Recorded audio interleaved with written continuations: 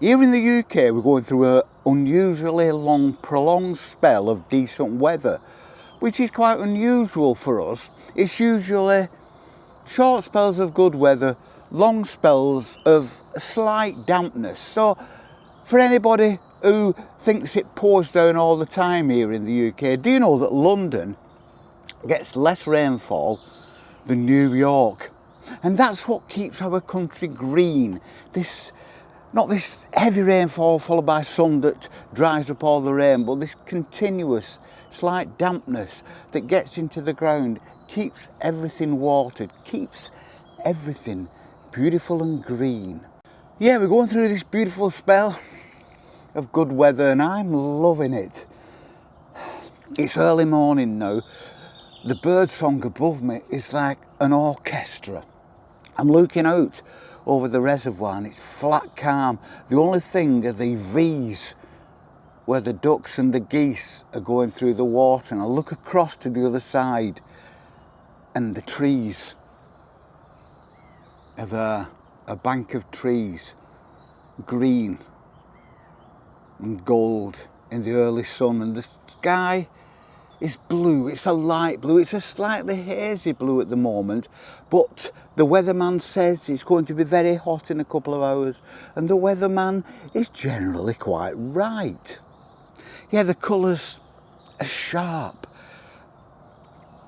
They're pastel in areas, and then under the shade, they're vivid, where the sun isn't bleaching them.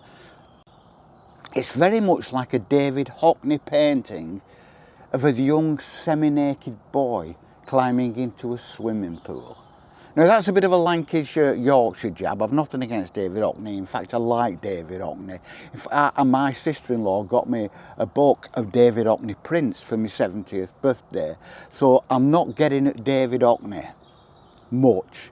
He had a great exhibition in Saltair. Saltair is a purpose-built town by Titus somebody or other, Titus Salt, and it was built for his mill workers, and you can go now and it's a town, and he was a temperate. He didn't believe in drinking. He was into drinking, and if you go now, there's actually a pub. Well, there's lots of pubs, but one of it a bar, and one of it's called Don't Tell Titus, which I think is wonderful. And I went once, sailed over him in narrowboat. It took me about 3 days.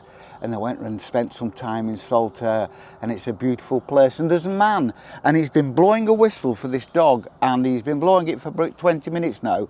And if he carries on, I'm going to go and find him, and I'm going to insert the whistle into him.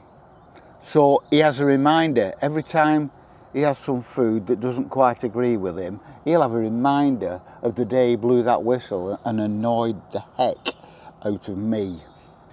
Yeah, we're going through this beautiful spell of fine weather, and we have a bench where we sit. I've recorded from it many times, and it's in front of this field that stretches out for hundreds of yards to a woodland in the distance, and it's covered in this light green grass with waves of beautiful buttercups all across it, huge area.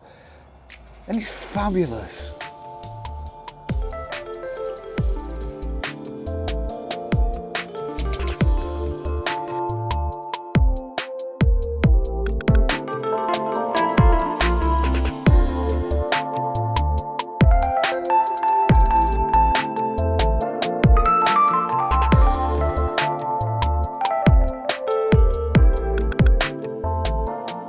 We don't own the bench, we just sit on it whenever there isn't some inconsiderate oaf already sitting in it.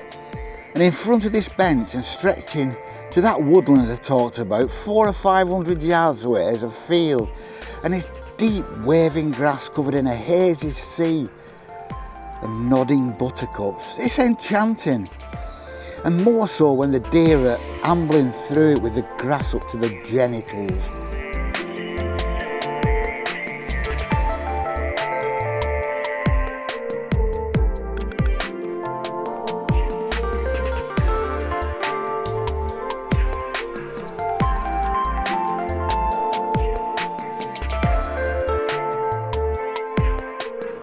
You can't help but let your eyes rest on the scene where the colours blend into each other as a whole lot rocks in unison in the gentle breeze. But the longer you look, the more you see. The details start to emerge. The yellow separates from the green. The blades of grass become individual, as do the buttercup flowers. Each buttercup flower petal becomes its own entity. You can see the tiny shadows of one petal against its neighbour, even from a distance. You can almost make out the tiny hairs on the wildflower stems. You can see the sharp edge of each blade of grass, sharp enough to cut like paper.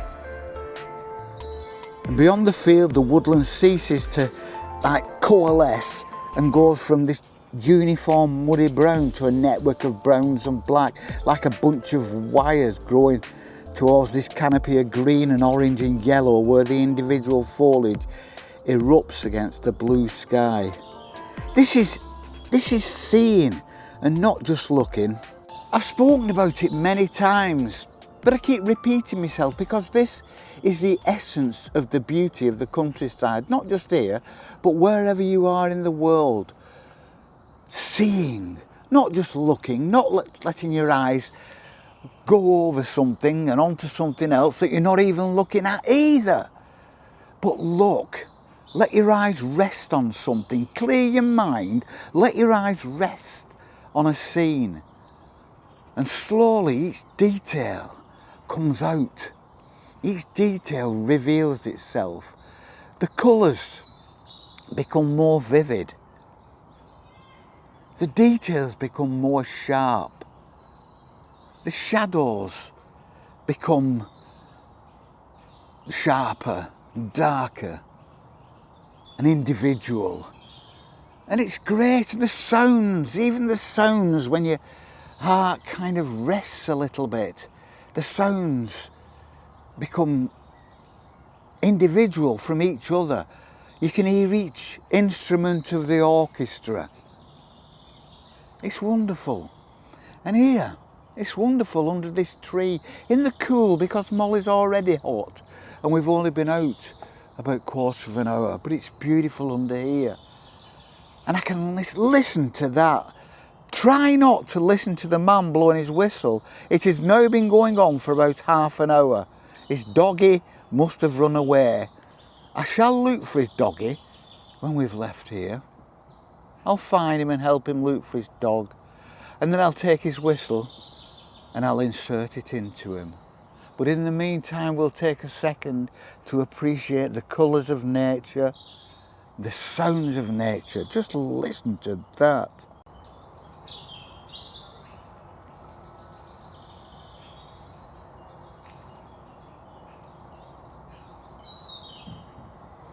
Come on, Molly, let's move on. This blooming bloke with his whistle is driving me mental. We get lots of May weather, you know what I mean? Neither good nor bad. It's okay, it's temperate, it's a little bit damp, it keeps everything green. But now we've got a little bit of decent weather. The climate people are telling us that we've got to stay indoors and we've got to put our sunblock on and we're all going to die. And we've had about 2 days of decent weather. Why is it just us? Why can everybody else seem to cope with it? But our climate people tell us it's a disaster. It's not a disaster. You know what this is? A lot of this is just the Gulf Stream. Research, can you hear something? That's Molly's prom. I brought Molly's prom out because I don't want to, she's going in it as soon as she gets too warm. But research, the Gulf Stream comes across from America, from South America, I think. And it moves up and down. A lot of the time it hits Scotland. That's why we have places like Inverurie Gardens, beautiful tropical gardens. And it goes up and down, and sometimes it hits Hulls a little lower down in the country. And that might have something to do with it. Walking by a field of buttercups. Look at that. It doesn't get any better. There's a lot of things wrong with this country, but the countryside is one of the things that is beautiful about it. It's fabulous. I'm loving it. We're endlessly told that this good weather is our fault, and this good weather will lead to the world burning up in a fireball. I believe we may be guilty for a little bit of any kind of global warming that's happening. A little bit, a little bit, a little bit, a little bit, a little bit. But I believe that good old nature is responsible for a lot of it, and that's down to nature, because nature's the boss. Nature owns its own back garden, and it can do what it wants in it. It can build a rockery, it can pave over it, it can have a beautiful nature garden, it can have a regimented garden, it can have a planned garden, it can have a wild garden, it can have it facing north, south, east or west. Nature can do what it wants, and nature will do what it wants, and I don't believe we are having that much of an effect on it. Not us in the West anyway. There are some countries, there are some continents that I believe could do a lot better than they're doing. But then again, they look after their own economy, and that's really nothing to do with us. We'll leave that to the pressure groups that at the end of the day achieve very little. But I'm not listening to the naysayers. I'm not listening to the naysayers that tell me that coming out here is harmful for my health. Coming out here is beneficial to my well-being. Sitting here under a beneficent sun, under beneficent shade, listening to beneficial bird song with my beneficial little dog, loving every minute of life. Yes, we do get strange weather here, but that's because we're a maritime island, we're a maritime nation, we're a little dot of green in the middle of a confluence of 5 seas, 5. The Atlantic, the Irish, the North Sea, the Celtic Sea and the English Channel. 5 seas. We are in the eye of the storm. We are entering the maelstrom, and every bit of it is fabulous. Every bit of that eye of that storm and that maelstrom is absolutely fabulous, and we should appreciate it.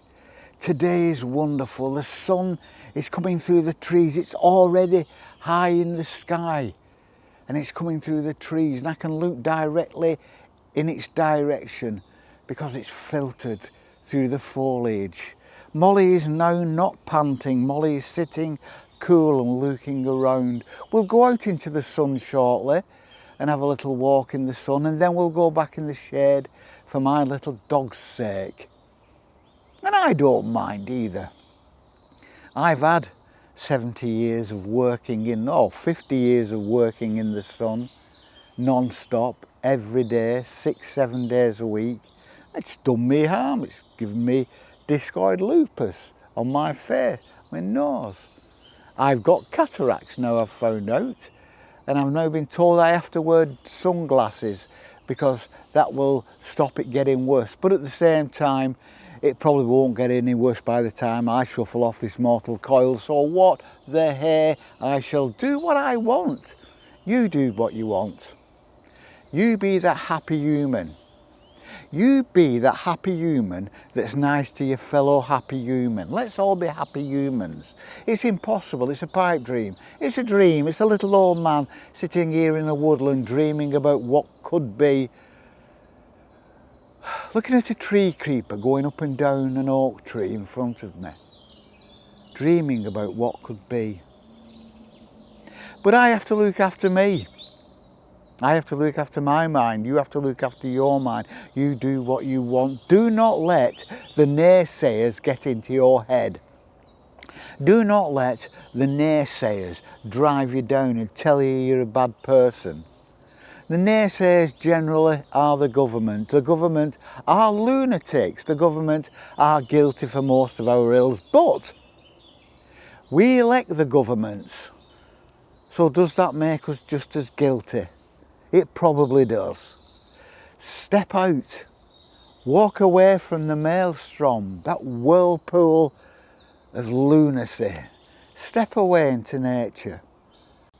Just for a few minutes if you can, for a day if you can, for a week if you can. Take your lifestyle out into it and live the rest of your life there, if you can. You will thank me for it. That old man, long gone now, just dust, blowing in the wind, scattered alongside the ashes of his dog, because that's what I've told my kids to do. Can't stand the thought of Molly being on her own. She wouldn't like that. She'd be lonely. She'd be frightened without me, so we shall spend eternity together. And that's a fantastic thought. That puts a smile on my face. Oh, I look around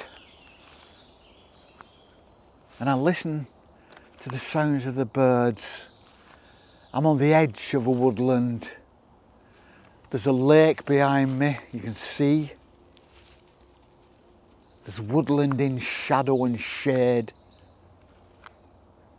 And then beyond, only a few yards away, the sun is playing on the fields and on the trees and on the fields where the buttercups are. And that's where we're going to head now. Into the fields of buttercups, to spend as much time as we want walking there. You may not have as much time as us, but I've been there, but I still managed to get out and spend most of my time in nature. For years, since I was a little boy, that's all I've ever done. So don't tell me you can't. Don't tell me you haven't got the time, because you have got the time.